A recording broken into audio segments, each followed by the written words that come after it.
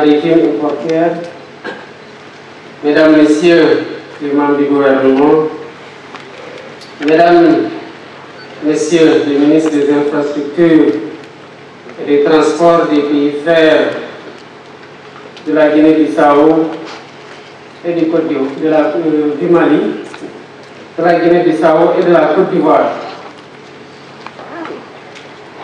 Mesdames, Messieurs les membres du corps diplomatique, Mesdames, Messieurs les autorités administratives, territoriales, locales, religieuses et coutumières, Mesdames, Messieurs les partenaires au développement, Mesdames, Messieurs les représentants du patronat, des opérateurs économiques, Mesdames, Messieurs les représentants de la société civile, Mesdames, Messieurs les représentants des concessionnaires des services publics de transport, Mesdames, Messieurs les acteurs socio-professionnels du transport public, distingués invités, Mesdames, Messieurs.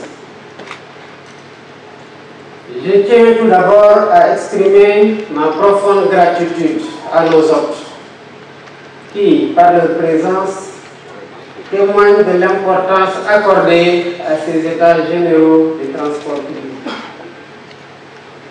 Je vous souhaite à tous la bienvenue et un agréable séjour parmi nous. Comme vous le savez, les transports publics constituent le poumon du développement et le fil conducteur de l'intégration. Elles sont le socle sur lequel repose l'activité économique, en assurant la mobilité indispensable à la croissance et à l'intégration des marchés. Or, notre déficit en infrastructures physiques et numériques reste très élevé nonobstant les progrès réalisés. Il est donc impératif d'accélérer la mise en œuvre de projets transfrontaliers ambitieux, notamment dans le domaine du transport routier et ferroviaire, qui reste encore un défi majeur pour nombre de nos pays. Au Sénégal, la mobilité des personnes en toute sécurité et en toute sûreté demeure un défi permanent. Malgré l'amélioration de la qualité de nos infrastructures routières, les accidents continuent de faire encore de nombreuses victimes. De plus, les embouteillages chroniques, particulièrement à Dakar, occasionnent des pertes de temps considérables malgré les efforts déployés dans la construction de routes, de ponts et la réalisation de projets de transport urbain de masse. L'insécurité routière et son impact socio-économique, comme la question cruciale de la régulation du transport public, sont des priorités de premier ordre pour mon gouvernement. Les présentes assises, par leur caractère exceptionnel et inclusif, offrent une opportunité unique d'établir un état des lieux rigoureux et de réfléchir aux solutions durables pour remédier aux problèmes endémiques du secteur. En amont de ces états généraux, j'avais d'ores et déjà instruit le gouvernement à me proposer un plan d'urgence de prévention et de sécurité routière qui soit exécuté avec la plus grande rigueur. À cet égard, je tiens à féliciter le gouvernement sous la houlette du Premier ministre, ainsi que les acteurs socio-professionnels du transport public routier pour les mesures adoptées afin de renforcer la sécurité des personnes, la prise en charge post-accident, la sécurité des véhicules et la sécurisation des infrastructures routières. Mesdames, Messieurs, l'observation des faits nous permet d'affirmer avec force que les accidents de la route ne sont pas une fatalité. Non, ce n'est pas une fatalité. Si bien sûr nous acceptons tous de faire notre introspection, ce qui se produit sur nos routes n'est pas une conséquence inéluctable. Ces drames sont souvent le résultat de comportements humains inadéquats et de manquements à des règles de sécurité élémentaires. Il est impératif que chacun, en particulier les acteurs socio-professionnels du transport public routier, s'engage dans une introspection sincère et une prise de conscience de leurs responsabilités. Non, ce n'est pas une fatalité. Si seulement nous comprenons l'importance de l'adaptation et de l'anticipation dans nos stratégies de développement des transports publics routiers, en intégrant des dispositifs d'alerte et de mitigation des risques, à l'instar de ce qui se fait dans les secteurs aussi normés que l'aviation et le maritime.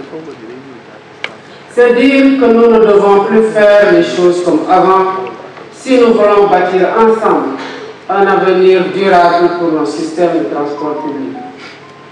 C'est dans cet esprit que j'ai engagé dans un second temps le gouvernement à organiser ces états généraux des transports publics pour asseoir les consensus forts indispensables à la transformation systémique rapide et intégrale du système de transport public. Ces consultations que nous ouvrons aujourd'hui traduisent ma ferme ambition de réinventer et de moderniser en profondeur notre secteur du transport public. Il s'agit de répondre aux besoins croissants des usagers en renforçant la compétitivité de notre économie, notamment à travers le développement des chemins de fer et des corridors routiers ouest-africains. Un tel projet ne peut se réaliser sans un dialogue inclusif, direct et prospectif entre les différents acteurs de l'écosystème des transports présents ici aujourd'hui. Je vous invite, pendant les 5 jours que dureront vos travaux, à dresser un diagnostic complet et sans complaisance des différents sous-secteurs des transports publics, routiers, ferroviaires et aériens.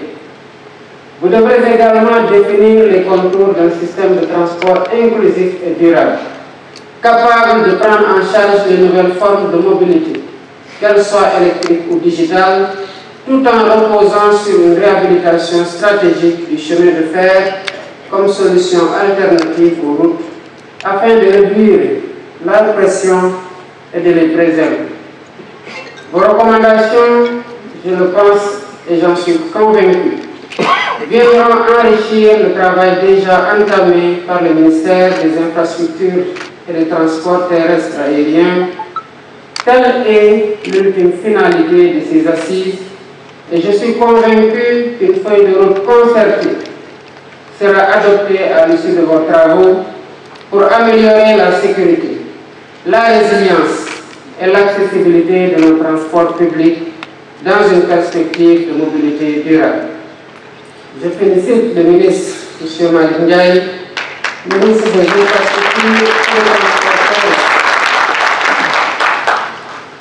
Infrastructures et des Transports terrestres et aériens, ainsi que ses équipes, pour leur engagement et leur contribution dans l'organisation de cet événement majeur.